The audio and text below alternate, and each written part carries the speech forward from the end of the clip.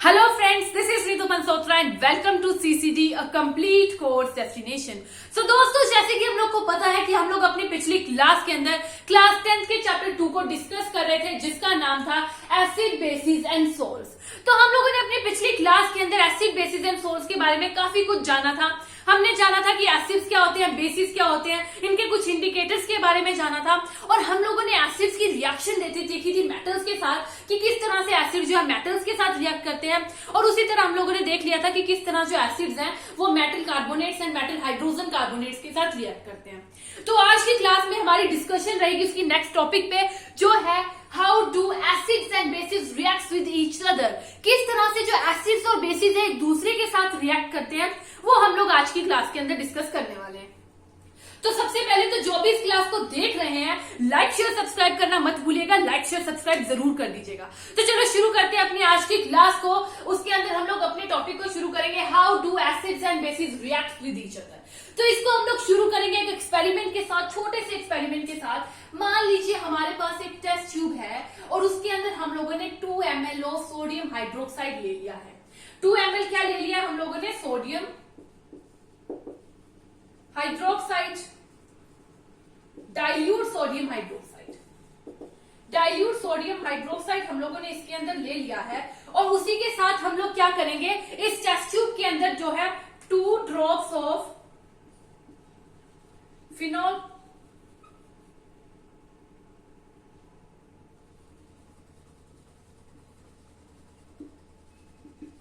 Phenolphthalein नामक एक indicator डाल देंगे। तो देखो, फिनोल्फथलीन जो इंडिकेटर है इसके बारे में हम लोगों ने डिस्कस किया था अपनी पिछली क्लास के अंदर भी। ये एक इंडिकेटर होता है और ये किसको इंडिकेट करता है, किसका बताता है? ये बेस का इंडिकेटर होता है। अगर ये बेस के अंदर डलेगा तो इसका कलर जो है चेंज हो जाएगा into pink colour, pink colour के अंदर बदल जाएगा। लेकिन जो एसिड्स हैं एंड न्यूट्रल सॉल्यूशन होगा उसके अंदर ये कलरलेस रहेगा। फिनोल्फथलीन जो है एसिड्स और न्यूट्रल सॉल्यूशन के अंदर कलरलेस रहेगा, लेकिन बेस के अंदर इसका कलर क्या हो जाएगा? पिंक कलर में चेंज हो जाएगा। ठीक है, अब देखो फिनोल्फथलीन की 2 ड्रॉप्स जैसे ही हम इसके अंदर डालेंगे तो इसका कलर किसके अंदर चेंज हो जाएगा? इसका कलर हो जाएगा पिंक कलर का। ठीक है, जो हमारा डाइल्यूट सोडियम हाइड्रोक्साइड था ये क्या है? बेस है, और बेस के अंदर जैसे ही फिनोल्फथलीन की 2 ड्रॉप्स गई तो इसका कलर क्या हो जाएगा? Pink colour. ठीक है, ये पिंक कलर के अंदर चेंज हो जाएगा। अब हम लोग क्या करेंगे, इसी सॉल्यूशन के अंदर HCl हाइड्रोक्लोरिक एसिड को डालेंगे। ड्रॉप बाय ड्रॉप हम लोग हाइड्रोक्लोरिक एसिड को इस सॉल्यूशन के अंदर डालेंगे, और हमें क्या दिखेगा कि जैसे ही हम लोगों ने hydrochloric acid drop by drop डाला है तो जैसे ही वो उसके अंदर मिक्स होना शुरू होगा इसका कलर फेड होना शुरू हो जाएगा। क्या होगा? इसका कलर फेड होना शुरू हो जाएगा, और जैसे ही वो पूरा हाइड्रोक्लोरिक एसिड इसके अंदर मिक्स हो जाएगा ये एकदम कलरलेस सॉल्यूशन वापस से बन जाएगा। क्या बन जाएगा? एक कलरलेस सॉल्यूशन बन जाएगा। तो हम लोग देख रहे हैं इसके अंदर क्या हुआ कि जो हाइड्रोक्लोरिक एसिड है और जो हमारा सोडियम हाइड्रोक्साइड है, जो हाइड्रोक्लोरिक एसिड है वो एक एसिड है और सोडियम हाइड्रोक्साइड एक बेस है। जब ये एसिड और बेस एक दूसरे के साथ रिएक्ट करेंगे सॉल्यूशन के अंदर तो वो क्या बन जाएगा? न्यूट्रल बन जाएगा। एसिड और बेस एक दूसरे के असर को खत्म कर देंगे, एक दूसरे के इफेक्ट को खत्म कर देंगे, और सॉल्यूशन को क्या बना देंगे? न्यूट्रल बना देंगे। मतलब कि हमारे पास क्या रिएक्शन आई? हमारे पास रिएक्शन आई कि सोडियम हाइड्रोक्साइड, हमारे पास यहां पर रिएक्शन आई है कि जो सोडियम हाइड्रोक्साइड है वो रिएक्ट करेगा हाइड्रोक्लोरिक एसिड के साथ, तो हमारे पास क्या आ जाएगा? एक सॉल्ट और वाटर। ठीक है, एक सॉल्ट आ जाएगा, सॉल्ट फॉर्म होगा, और एक वाटर की फॉर्मेशन हो जाएगी। ठीक है, मतलब कि जब एसिड्स रिएक्ट हुए बेस के साथ, एसिड्स रिएक्ट हुए बेस के साथ, जब बेस और एसिड की रिएक्शन हुई तो हमारे पास किसकी फॉर्मेशन हो गई? सॉल्ट एंड वाटर की फॉर्मेशन हो गई। तो अगर जनरल इक्वेशन हमें लिखनी हो एसिड्स और बेस की रिएक्शन की तो वो हो जाएगी when acids reacts with base, what is form? Salt and water is formed as product. ठीक है, तो ये हो जाते हैं जब एसिड और बेस एक दूसरे के साथ रिएक्ट करते हैं तो सोल्ट एंड वाटर की फॉर्मेशन हो जाती है। ठीक है, तो ये तो हो गई acids and base react with each other. क्या होता है जब एसिड्स और बेस एक दूसरे के साथ रिएक्ट करते हैं तो हमारे पास सोल्ट एंड वाटर की फॉर्मेशन हो जाती है। ठीक है, अब हम लोग देख लेंगे reaction of metallic oxides with acids. क्या होगा जब मेटेलिक ऑक्साइड्स रिएक्ट करेंगे एसिड्स के साथ।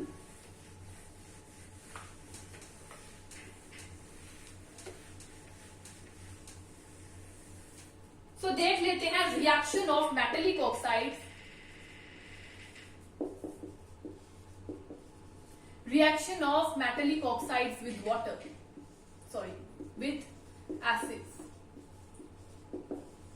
ठीक है, मेटेलिक ऑक्साइड्स जब रिएक्ट करेंगे एसिड्स के साथ तो क्या होगा, तो हम लोग क्या ले लेंगे, स्मॉल अमाउंट में कॉपर ऑक्साइड ले लेंगे। हम लोग स्मॉल अमाउंट में कॉपर ऑक्साइड ले लेंगे।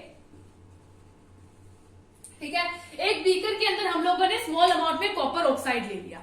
अब उसके अंदर हम लोगों ने क्या किया, हाइड्रोक्लोरिक एसिड को, डाइल्यूट हाइड्रोक्लोरिक एसिड को हम लोगों ने ऐड करना शुरू कर दिया। डाइल्यूट हाइड्रोक्लोरिक एसिड को हम लोगों ने इसके अंदर ऐड करना शुरू कर दिया। अब हम लोग क्या देखेंगे कि जैसे ही हम लोग इसके अंदर डाइल्यूट हाइड्रोक्लोरिक एसिड को डालेंगे तो इसका जो कलर है वो ब्लू ग्रीन कलर के अंदर चेंज होना शुरू हो जाएगा, क्योंकि जो कॉपर ऑक्साइड है उसके अंदर, और जो कॉपर ऑक्साइड है उस सॉल्यूशन के अंदर कंप्लीटली डिसॉल्व हो जाएगा। मतलब कि क्या होगा, colour of solution becomes blue, green and copper oxide dissolve completely। अगर इसकी हम लोग रिएक्शन देख ले तो क्या होगी, इसकी रिएक्शन क्या होगी, कॉपर ऑक्साइड जब रिएक्ट हुआ किसके साथ, हाइड्रोक्लोरिक एसिड के साथ, जब हाइड्रोक्लोरिक एसिड के साथ कंबाइन हुआ तो हमारे पास किसकी फॉर्मेशन हो गई, that is copper two oxide, copper chloride की फॉर्मेशन हुई और H2O की फॉर्मेशन हो गई। ठीक है, कॉपर क्लोराइड की फॉर्मेशन हुई जो कि एक सॉल्ट है। कॉपर क्लोराइड क्या है, एक सॉल्ट है, और वाटर की फॉर्मेशन हो गई। ओके, मतलब कि जो कॉपर ऑक्साइड्स हैं, कॉपर ऑक्साइड जब हाइड्रोक्लोरिक एसिड के साथ रिएक्ट हुए तो उसने सॉल्ट एंड वाटर की फॉर्मेशन कर दी। ठीक है, और ये जो ब्लू ग्रीन कलर है किसकी वजह से होगा, ब्लू ग्रीन कलर जो है कॉपर क्लोराइड की प्रेजेंस की वजह से होगा। ठीक है, अब हम लोग इसके अंदर क्या देख रहे हैं कि जो ये रिएक्शन है, रिएक्शन को आप देखिए क्या था, कॉपर ऑक्साइड, जनरल रिएक्शन अगर देख लें तो copper oxide plus acid, that gives us what, that gives us salt and water. अब इस रिएक्शन को देखिए ध्यान से, अगर इस रिएक्शन को हम अच्छे से देखें तो यहां तक ये जो रिएक्शन है ये पूरी एसिड और बेस की रिएक्शन जैसी नहीं है। एसिड और बेस जब रिएक्ट करते थे एक दूसरे के साथ तो क्या फॉर्म होता था, सॉल्ट एंड वाटर। इसका मतलब कि जो हमारा कॉपर ऑक्साइड है it is basic in nature, copper oxide is basic in nature, क्योंकि जब वो एसिड के साथ रिएक्ट कर रहा है तो क्या फॉर्म कर रहा है, सॉल्ट एंड वाटर को फॉर्म कर रहा है, फॉर्मेशन हो रही है सॉल्ट एंड वाटर की। It means that copper oxide is basic in nature. ठीक है, इतना पता चल गया कि जो हमारे मेटेलिक ऑक्साइड्स होते हैं, जो हमारे मेटेलिक ऑक्साइड्स होते हैं they are basic in nature. Metallic oxides are basic in nature. Okay, जो हमारे मेटेलिक ऑक्साइड्स होते हैं they are basic in nature. तो अगला देख लेते हैं हम लोग, that is reaction of non metallic oxide with base. अब जब नॉन मेटेलिक एसिड, जो हमारे नॉन मेटेलिक ऑक्साइड्स होंगे, जब वो बेस के साथ रिएक्ट करेंगे तो क्या फॉर्मेशन होगी, चलो देख लेते हैं।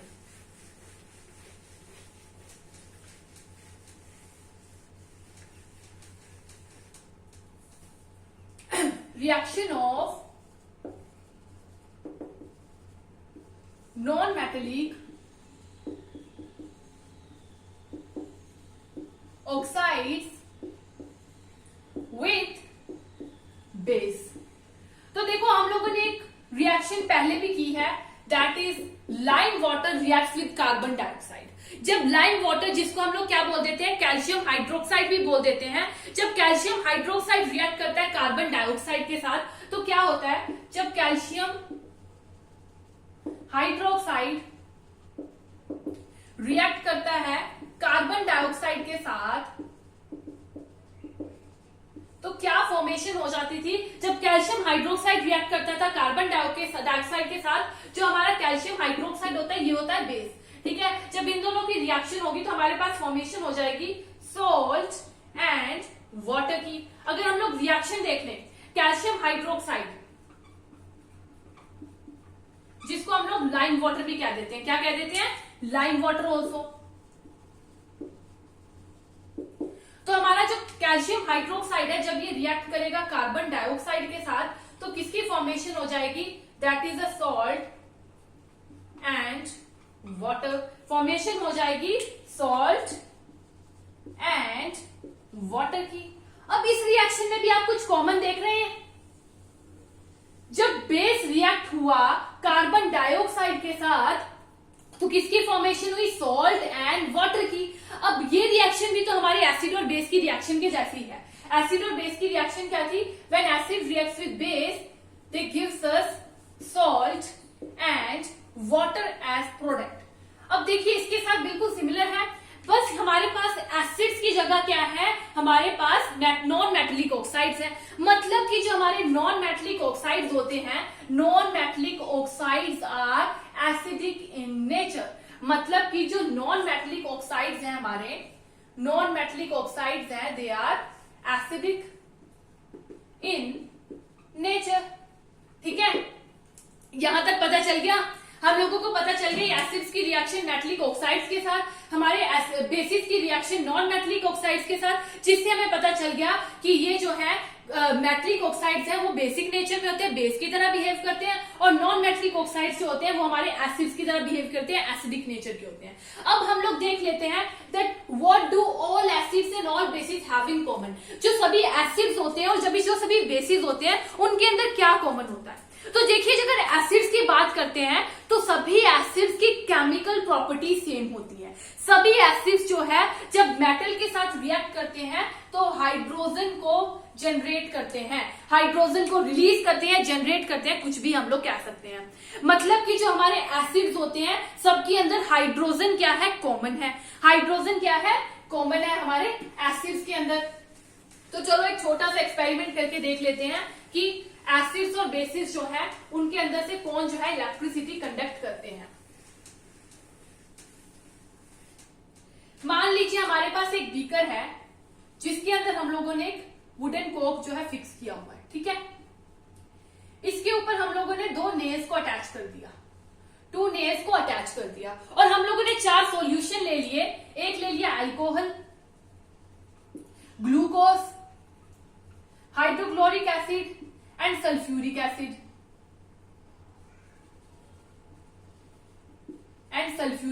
ले लिया।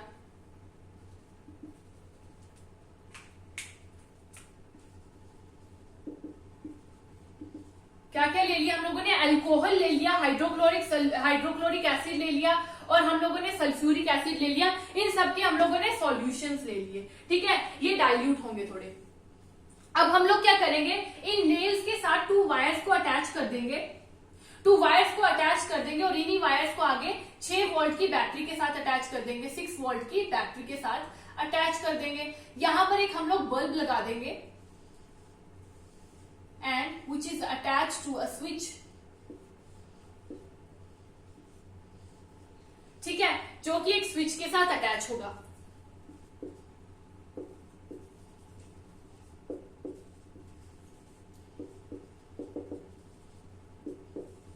सबसे पहले हम लोग इस बीकर के अंदर क्या डालेंगे, हाइड्रोक्लोरिक एसिड हम लोग इसके अंदर डाल देंगे। जैसे ही हम लोग हाइड्रोक्लोरिक एसिड डालेंगे और स्विच को ऑन करेंगे, हम लोग क्या देखेंगे कि ये बल्ब जो है ग्लो करने लग जाएगा। ये बल्ब क्या करेगा, ग्लो करने लग जाएगा। और जब हम इस एक्सपेरिमेंट को सभी सॉल्यूशंस के साथ हम लोग एक बार परफॉर्म करके देखेंगे तो हम लोग क्या देखेंगे कि जो हाइड्रोक्लोरिक एसिड और जो सल्फ्यूरिक एसिड है, जब ये हम लोग बीकर के अंदर डालेंगे तो जो बल्ब है वो ग्लो करेगा। जब हाइड्रोक्लोरिक एसिड और सल्फ्यूरिक एसिड डालेंगे तो जो बल्ब है वो ग्लो करेगा। बट जब हम लोग अल्कोहल एंड ग्लूकोज का केस देखेंगे, अल्कोहल एंड ग्लूकोज के केस में बल्ब ग्लो नहीं करेगा। इट मीन्स दैट कि जो एसिड्स होते हैं, एसिड्स के अंदर जो आयंस होते हैं वो इलेक्ट्रिसिटी को कैरी करने का काम करते हैं। जो आयंस होते हैं इन एसिड्स, दे कैरी इलेक्ट्रिसिटी ठीक है। जो आयंस होते हैं एसिड्स के अंदर वो इलेक्ट्रिसिटी को कैरी करने का काम करते हैं एसिड्स के अंदर, ठीक है। तो हम लोग को पता चल गया कि जो एसिड्स होते हैं वो इलेक्ट्रिसिटी कंडक्ट कर सकते हैं, क्योंकि जो आयंस होते हैं एसिड्स के अंदर वो इलेक्ट्रिसिटी को कैरी करने का काम करते हैं। तो ये तो हो गया हमारे एसिड्स और बेसिस के अंदर क्या क्या कॉमन है। अगला देख लेते हैं हम लोग what happened to acids in water, acids and bases in water solution। जो वाटर सॉल्यूशन होते हैं उसके अंदर एसिड्स और बेसिस के साथ क्या होता है। What happened to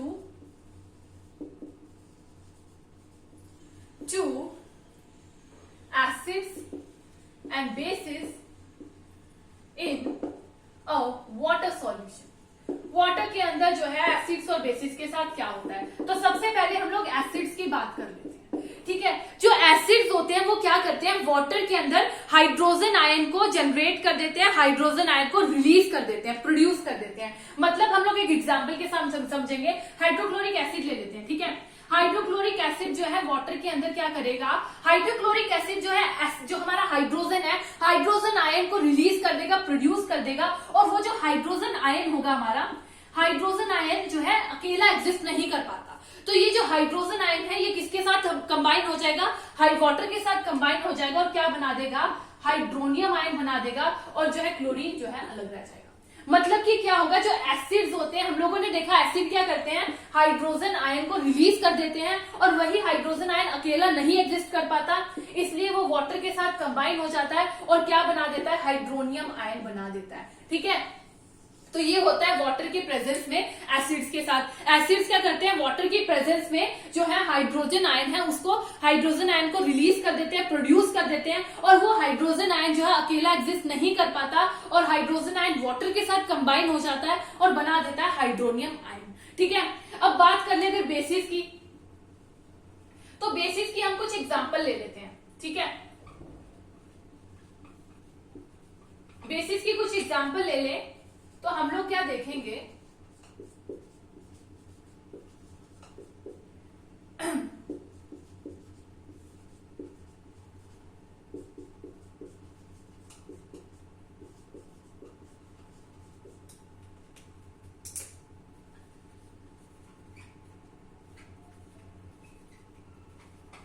हम लोगों ने देखा कि जो बेसिस हैं, जब बेसिस वाटर की प्रेजेंस में होते हैं तो वाटर के अंदर डिसॉल्व होते हैं, तो बेस क्या करते हैं, हाइड्रोक्साइड आयन जो है, हाइड्रोक्साइड आयन है उनको क्या करते हैं, रिलीज कर देते हैं वाटर के अंदर, ठीक है। हाइड्रोक्साइड आयन को रिलीज करते हैं, जनरेट कर देते हैं। बेसिस जनरेट्स हाइड्रोक्साइड आयंस, ठीक है।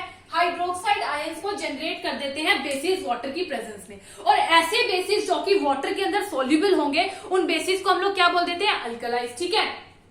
तो आज की क्लास में हम लोगों ने क्या क्या डिस्कस कर लिया है कि एसिड्स और बेसिस जब एक दूसरे के साथ रिएक्ट करते हैं तो क्या होता है, कैसी रिएक्शन फॉर्म होती है। जनरल रिएक्शन हम लोगों ने देख ली थी, reaction of metallic oxides with acid. Metallic oxides जब एसिड्स के साथ रिएक्ट करते हैं तो क्या होता है, और हमने देखा कि जो मेटलिक ऑक्साइड्स होते हैं they are basic in nature. उसी तरह से जो नॉन मेटलिक ऑक्साइड्स होते हैं बेस के साथ रिएक्ट करते हैं तो क्या होता है, और हमने फिर देख लिया कि कैसे एसिड्स और बेसिस है उनके बीच में क्या क्या कॉमन होता है। और लास्ट हमने देखा कि जो एसिड्स और बेसिस है वाटर के अंदर जब सॉल्युबल होंगे तो क्या फॉर्मेशन करेंगे, क्या किस चीज को रिलीज कर देंगे, ठीक है। उनके साथ क्या होगा, जो हाइड्रोजन होंगे वो, जो हमारे एसिड्स होंगे वो हाइड्रोजन आयन को प्रोड्यूस करेंगे, जो हमारे बेसिस होंगे वो क्या करेंगे, हाइड्रोक्साइड आयन को प्रोड्यूस करेंगे, ठीक है। तो ये होगी हमारी आज की क्लास, यहीं पे खत्म होती है। कल की क्लास के अंदर हम लोग इसके अगले टॉपिक्स को डिस्कस करना शुरू करेंगे, ठीक है। Thank you friends.